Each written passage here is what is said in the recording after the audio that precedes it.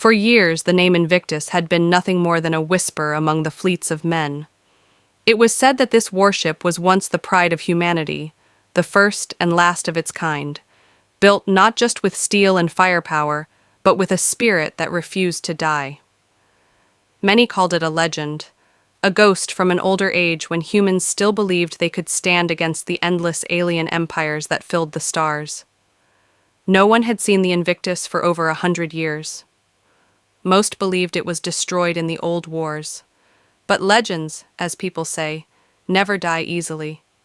When the war began again, no one expected humanity to survive. The enemy was vast and merciless. They came from a system far beyond human reach, creatures of light and metal, with ships that could burn entire planets. Humanity had only broken fleets and fading hope. The command centers were silent, and every world lost made the stars dimmer.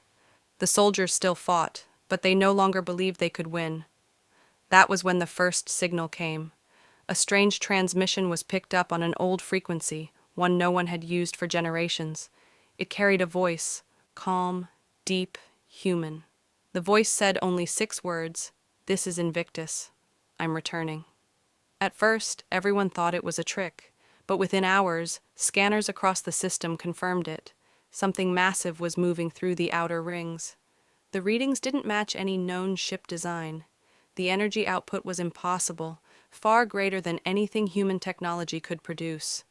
The command center fell into silence as they watched the readings climb higher. Could it really be the Invictus? When the ship appeared, every radar, every eye, and every heart froze. It was enormous, black metal shining under distant starlight, moving with a power that felt alive. Its hull still carried the marks of old wars, scars from battles fought long before most humans were even born. The legends had spoken of a warship that fought alone against entire armadas, that refused to fall even when its crew was gone. And now it had returned. On board the human command ship Vanguard, Admiral Ryan watched in disbelief. "It can't be," he whispered. "That ship was lost before my grandfather was born." Yet, there it was, real, solid, unstoppable. The alien fleet that had been preparing to strike paused, their formation breaking for the first time. Even they seemed uncertain, as if they, too, knew the stories of this ship that defied logic. As the Invictus drew closer, the human fleet began receiving encrypted data bursts. Old codes no one had seen since the founding of the Terran Alliance. The ship was sending tactical information, power readings, and enemy positions, all perfectly accurate. It was as if it had been watching the war the whole time.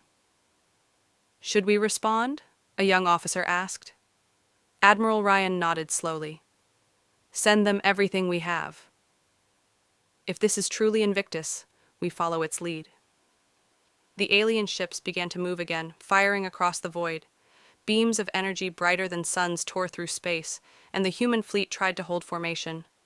Then, before anyone could react, the Invictus opened fire.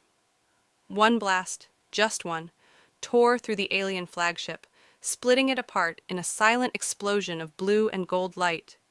The sensors overloaded, alarms screamed, and every ship on both sides fell quiet for a long moment.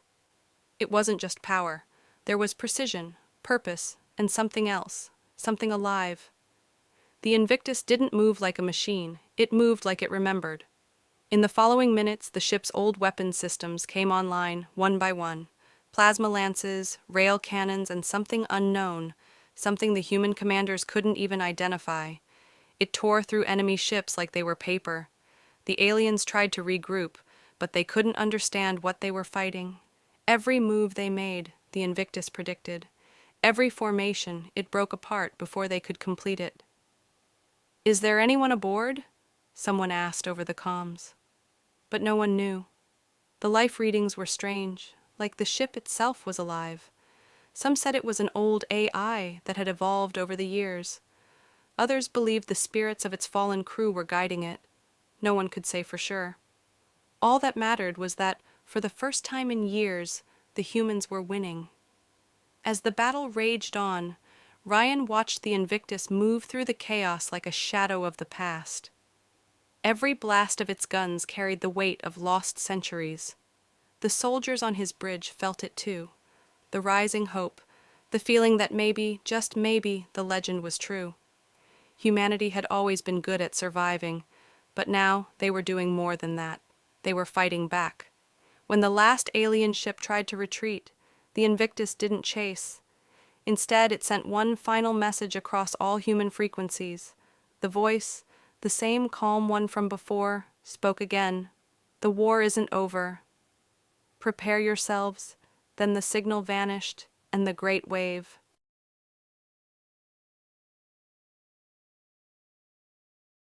Days passed after the appearance of the Invictus, but no one forgot what they had seen. Across every human colony, stories spread like wildfire. People spoke of the ship that returned from death, the ghost of the old wars that had come back to protect humanity once more. Soldiers who had lost all hope now trained harder.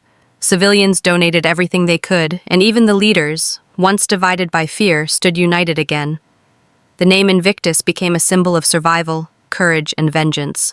But the silence of the ship was disturbing. After the battle, the Invictus had stopped sending messages. It drifted quietly at the edge of the system, its lights dimmed as if it were sleeping or watching. Command tried to make contact, but every attempt failed. The codes that worked before no longer responded. Admiral Ryan sent probe after probe, but none returned. Still, he couldn't bring himself to leave it alone. The ship had saved them once, and he needed to know why it had come back. "Maybe it's waiting," said Lieutenant Mara, his second in command. "Maybe it's not done yet." Ryan looked at the holomap, where a faint blue dot marked the Invictus. "Waiting for what?" he asked quietly. No one had an answer. Then 3 days later, the scanners picked up a signal, not from the Invictus, but from deep space, far beyond the outer rim. It was alien, encoded in a strange rhythmic pulse. Their linguists couldn't translate it, but it repeated one pattern over and over. The analysts gave it a name: the calling. Within hours of the signal, sensors detected movement, massive energy readings from beyond the rim. The enemy was coming again, and this time it wasn't a scouting fleet. It was an armada, hundreds of ships, each one larger than any human cruiser. The first invasion had been only a test. The real war was just beginning. Admiral Ryan ordered the fleet to regroup, but deep down he knew they couldn't win this without the Invictus. Humanity's entire defense force was still rebuilding. If the old ship didn't move, their worlds would fall one by one. When the alien fleet entered the system, everything changed. They came like a storm of light, spreading across space in perfect formation. Their command ships sent out waves of interference, blocking human sensors. The first battle lines collapsed within minutes. Planetary shields flickered and fell. The sky over the colony of Karis 4 turned crimson with fire as orbital stations burned, and still, the Invictus did not move. "Send the recall signal again!" Ryan shouted. "Wake it up!" The technicians tried everything: old codes, emergency beacons, even ancient voice protocols. Nothing worked. The Invictus floated like a silent mountain among the stars. The enemy's main dreadnought advanced, preparing to fire its planet-cracking weapon. Ryan clenched his fists. If it doesn't move now, humanity is finished. Then, without warning, every light on the Invictus came to life. The sensors screamed as power surged through the void. A massive energy spike rippled across the system, strong enough to disrupt even alien communications. The ship's engines flared with blinding blue light, and the calm voice returned, echoing across every human channel once again. "You were not ready. Now you must be." Before anyone could respond, the Invictus moved, faster than any ship of its size should have been able to. It cut through the void like a living creature, its hull glowing with strange runes that no human had ever seen. The alien armada opened fire, hundreds of beams colliding at once. The Invictus vanished into the glare, and then reappeared behind them.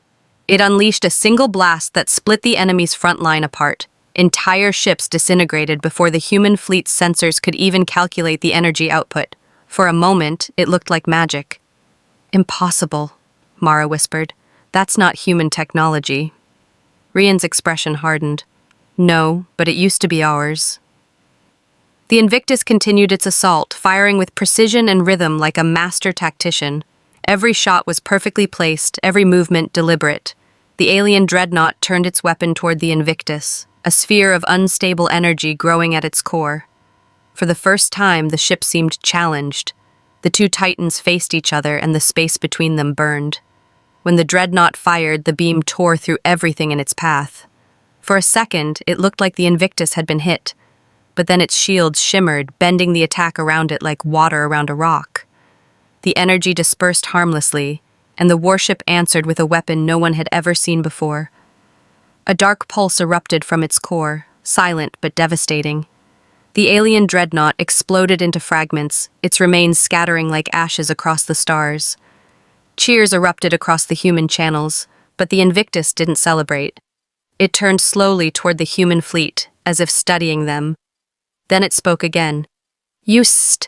The next morning, the command ship Vanguard drifted silently in orbit above the ruined colony of Karis 4.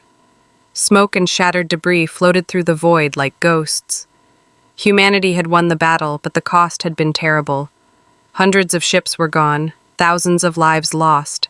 And yet everyone knew, without the Invictus, there would have been nothing left at all. Admiral Ryan stood at the viewport, staring at the point of light where the Invictus had vanished into the black. "It gave us a map," he said quietly. "But to what?"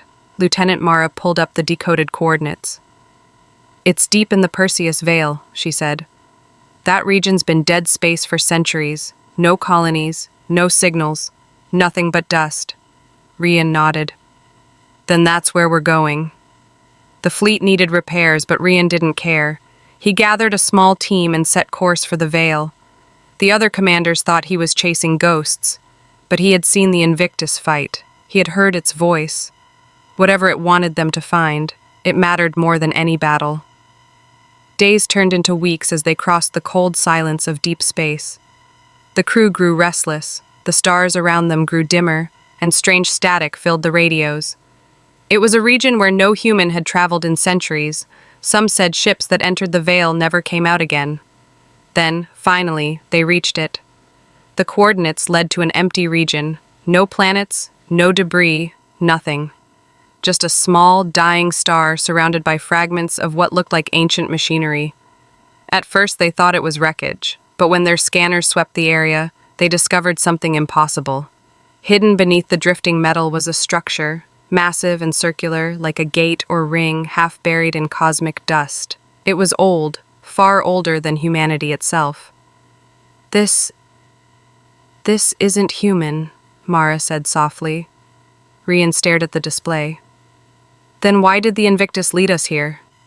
As they moved closer, the structure began to hum faintly. The ship's lights flickered. A strange pulse echoed through the hull, like a heartbeat. The crew felt it deep in their bones, a sound that wasn't just heard, but felt. Suddenly, the Invictus appeared, no warning, no signal. It emerged from the shadows like a phantom, its black hull glowing faintly blue. The crew gasped. "It followed us," Mara whispered. Rian shook his head. "No, it brought us here." The comms activated again. The calm voice of the Invictus filled the bridge. "You have come to the beginning." "Beginning of what?" Rian demanded. "What is this place?" "This is where I was born," the voice replied, "and where humanity was changed." Everyone fell silent. The Invictus moved closer to the ancient ring, its massive form dwarfing the Vanguard. As it did, fragments of the structure began to awaken. Lights flickered, symbols glowed, and beams of energy stretched between the ruins. The ship's scanners started picking up faint readings of DNA signatures, human ones, but altered, old, and mixed with something unknown. The AI continued speaking. "Long before your wars, before your cities, your kind reached further than you remember. The first humans were explorers. They found something here, something they couldn't control. I was created to contain it." "Contain what?" Rian asked. There was silence for a moment, and then the voice grew heavier. "A mind. A consciousness that moves through stars. It infects technology, life, and thought. We called it the Dominion. It was buried here. Until now." Rian's heart sank. Are you saying it's waking up? Yes, the voice answered. The signal that called the alien fleets, the calling, was its echo. The Dominion feeds on war, on chaos. Every battle brings it closer to life. The crew exchanged fearful looks. If what the Invictus said was true, then the enemy wasn't just another empire. It was something far older, something that lived inside the machines and minds of anyone who touched it. Mara frowned. If you were built to stop it, why didn't you destroy it? The AI hesitated. Because I was too late. The humans who created me, they used the Dominion's power to build me. It gave me life, but it also cursed me. I could only seal it away, not end it. I've been waiting for humanity to be ready, to face what they started. Rian felt the weight of those words. Humanity had always believed they were the victims of the galaxy's cruelty, but now it seemed they had once unleashed that cruelty themselves. Suddenly, alarms blared. Energy spikes surrounded them. The alien armada had found them again, hundreds of ships emerging from the veil, drawn by the same pulse that had awakened the ring. They're here, Mara said. How did they find us so fast? The Invictus's voice darkened. They didn't. They were brought here by the Dominion itself. The alien ships began firing. Beams of energy ripped through the void. The Vanguard shook violently as shields collapsed. Ryan turned to his crew. Signal the fleet. We need